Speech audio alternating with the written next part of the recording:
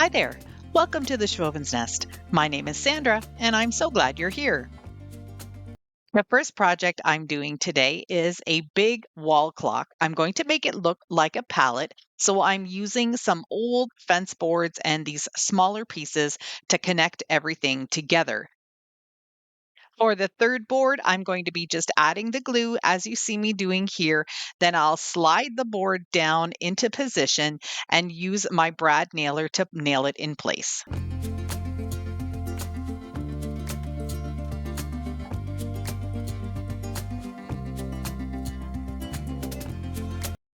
Next, I want to make a template for a round clock.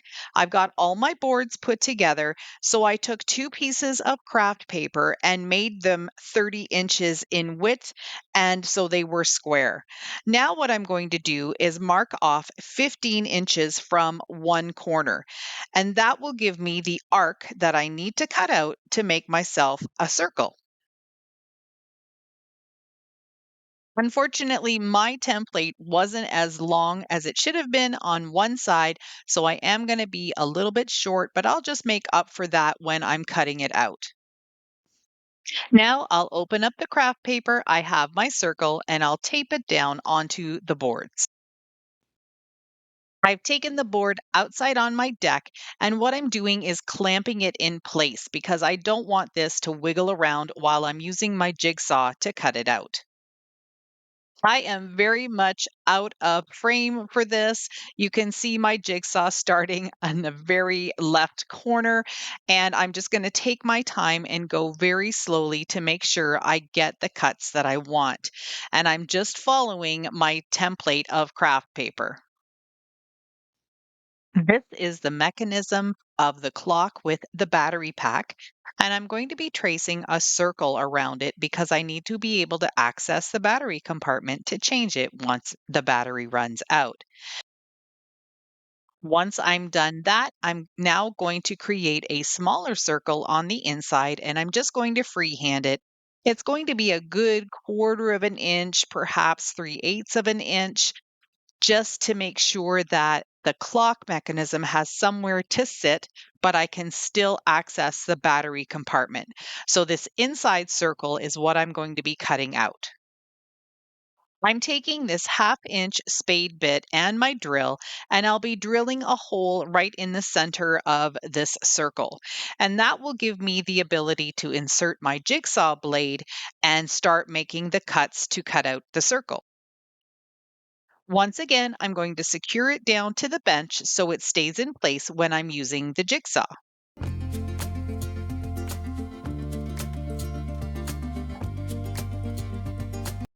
Now it's really easy for me to insert my jigsaw blade and get started cutting on the circle. What I'm going to do is create 4 lines north, south, east, and west. And then I'm going to start making them a little bit bigger in thickness, which will allow me to get my jigsaw blade on the outside of each edge and then go around in a circle.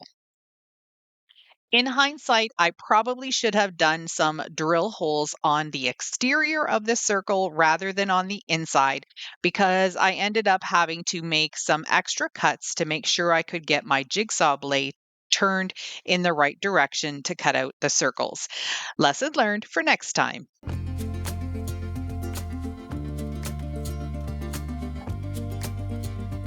I'm back inside and now I'm going to just put this triple thick one coat clear finish Varathane on top of the clock. And what that's going to do is just seal it in and it is going to give it a touch of a shine. This is just a satin finish on this product, but it's super thick. So you only have to put one coat on. It's going to change the color just a little bit, but that's okay. I got this Craft Smart black gel stain on clearance for $5 a while ago. I think it's probably a couple of years. I haven't used it very often, but it just came in handy for this project. These support pieces were still really bright with their natural wood. So being able to take that with a small brush and just put it on, and it actually matched the fence boards perfectly. I was so happy that this worked out. The next thing to do is to add the numbers. Now, I did use my X Tool laser machine to cut out these really large numbers. I think you could probably purchase some on Amazon. I'll see if I can find a link for those if you're interested in creating a large clock. I'm going to add some wood glue to them first, glue them down onto the clock, and then I'm just going to come in with my brad nailer again and pop a couple of nails in each one to make sure they don't fall out.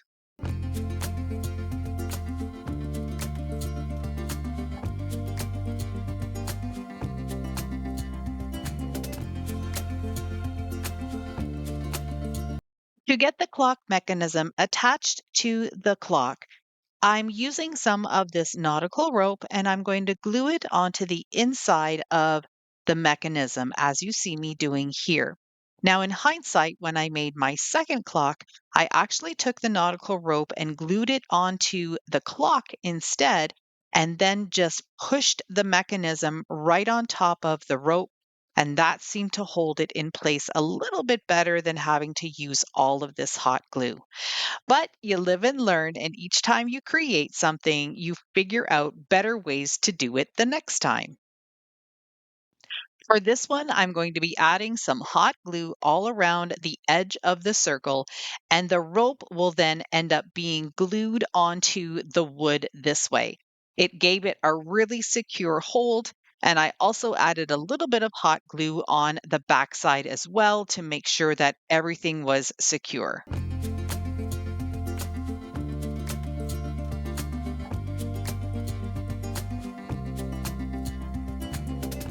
This clock is fairly heavy, so I'm using these large D rings and I'm going to put two on the back, and that will give the person who purchases it the ability to use some nice strong nails or screws to put them into the wall and hang the clock.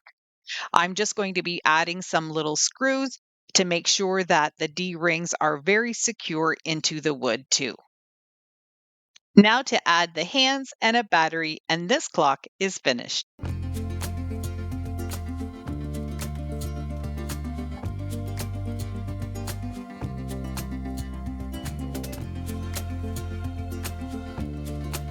I'd like to give a big thank you to all of my current subscribers. I really appreciate each and every one of you. If you like what you see so far, I'd love it if you could hit that red button too. I found this beautiful slab of wood at the thrift store for $10. Now, I know they gave it away because there's a huge water stain on the inside of it. You can see that circle.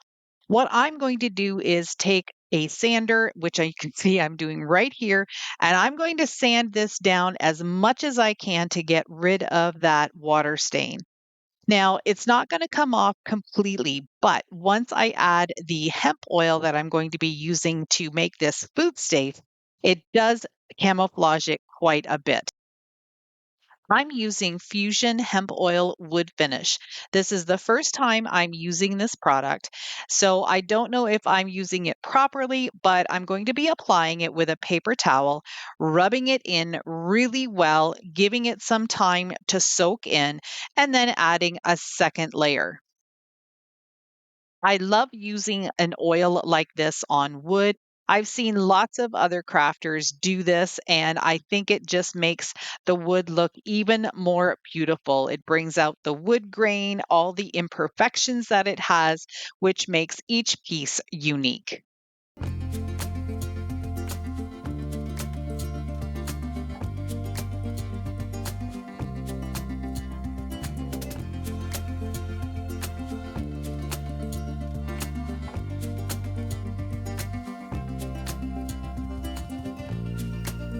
For this next project, I'm using this crate. I found it for $5 at the thrift store, but you don't need to do anything with it. It's got these great steel corners with the rivets in it, and it's already distressed with the gray and the white. So I just went to my Cricut and designed a decal, and I will have that available for you on my website as a free printable, and it says farm fresh market with a little bit of floral embellishment to it. I'm doing it in white, which is kind of you can see it, but then again, you really can't see it. So it's a really subtle box. And what I ended up doing with it at the end is just filling it with a bunch of lavender. Now I have to apologize. I don't have a picture of the finished product. I left that camera at home, so I don't have any of that footage. I am currently editing this at my cottage, looking out at the lake. Thank you so much for spending some of your time with me today. If you liked this video, here's a couple more that might interest you. Don't forget to do all the things. Subscribe, hit the like button, and the notification bell. Bye for now.